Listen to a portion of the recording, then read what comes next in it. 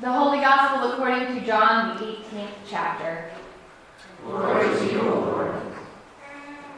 Pilate entered the headquarters again, summoned Jesus, and asked him, "Are you the king of the Jews?" Jesus answered, "Do you ask this on your own, or did others tell you about me?" Pilate replied, "I am not a Jew, am I? Your own nation and the chief priests have handed you over to me. What have you done?" Jesus answered, "My kingdom is not from this world. If my kingdom were from this world, my followers would be fighting to keep me from being handed over to the Jews. But as it is, my kingdom is not from here." Pilate asked him, "So you are a king?" Jesus answered, "You say that I am a king. For this I was born, and to this I came into the world, to testify to the truth. Everyone who belongs to the truth listens to my voice." The Gospel of the Lord. So my hope is that as I talk with the young people, you are also thinking about the questions that I ask. But just in case you missed it, I will ask again. What do you fear? Or what do you worry about? And I'm not just talking about the phobias of tarantulas and heights and those kinds of things. I mean, I am talking about the fear that keeps you up at night. The fear that distracts you in the middle of the day, the worries which so easily come to mind. I think it is safe to say that we live in a culture of fear, and we live in a culture that hungers to be fed the fear. Or at least that's what the news media plays into.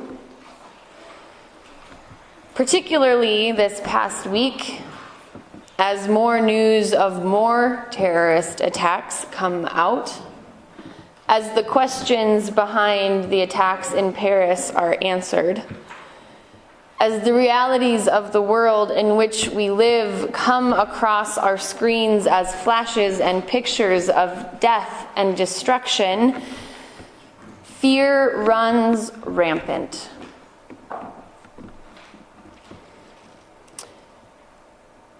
But this day, Christ the King Sunday, we as people of God gather and we remember that there is nothing to fear. We worship Christ, who is himself the beginning and the end, the Alpha and the Omega. We worship Christ, who faced death and torture and despair and suffering square on. We worship Christ, who died and then who rose again. We worship one who knows what it is to be afraid. We worship one who knows what it is to live with terrorism. We worship one who knows what it is to face cancer and sickness and job loss. We worship one who knows what it is to fear in the depth of our hearts. And you know where Jesus took that fear? Jesus took all that fear, all that worry, straight to hell, and he left it there. When Jesus was raised again, everything that causes us fear and despair was left in hell so that we would not be burdened by it in our everyday lives. By Jesus going to hell, by dying, by suffering, it means that we no longer need to fear those things. Because we have the promise of eternal life, of new life, of raised life, of life without fear. Can you imagine what that life would be like? A life without fear, where we didn't look at suspicion with everyone that we didn't know, where we didn't, as adults, look at the person who looks sketchy and have that part of our brain say, stranger danger, stranger danger, but rather looked at the neighbor and embraced them as the person that God created them to be? Can you imagine what it would look like, what risks you would take, what joy you would have if you didn't live in fear? Imagine the freedom. That life is ours already. Because Jesus already rose from the grave. It is why we worship each and every week. It is why we gather together.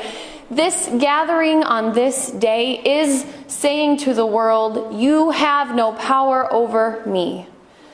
But the one who gives true life reigns in our lives. Now, the reading from John is a little bit confusing. Jesus and Pilate asking back and forth about who is the king. And as we were thinking about what it means to be a king or to have a king,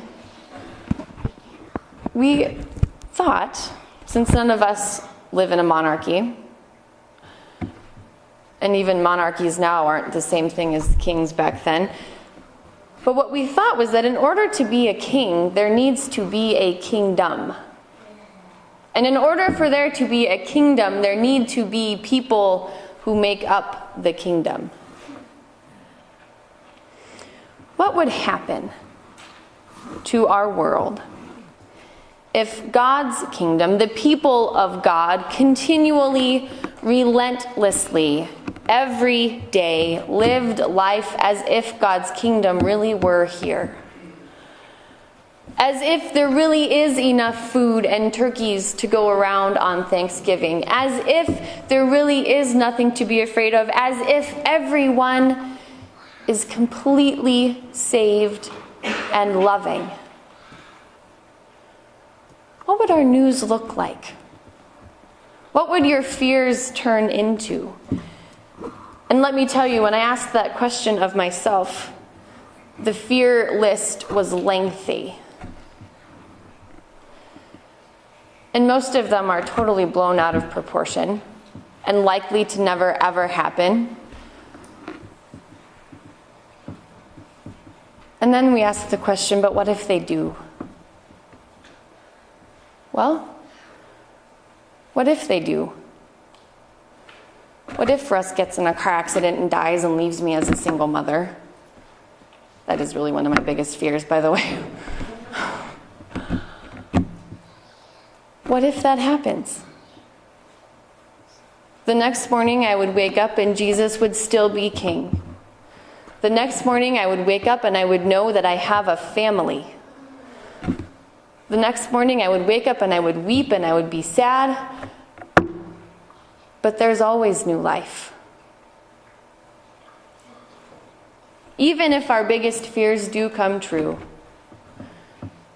it can be raised again. That is what the cross is about. That is what this is about. That is what we do. That is who we are for each other.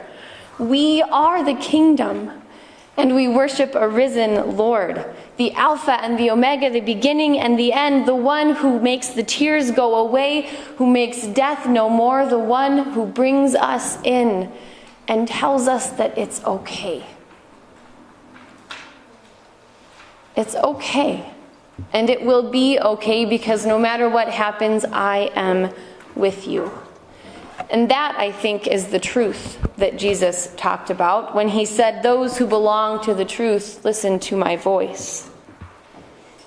As children of God, you have been named and claimed. And the truth is that you are good enough, and that God desires for you a life of joy and peace and wholeness and reconciliation and fullness and meaning and purpose. And even when we are faced with fears and suffering and cancer and the Cyclones losing, Jesus reigns. In the midst of it all, Jesus reigns. Cancer can have no power over our fears. Death has no more power because Christ has taken those things to hell and raised them up again. That is why we worship.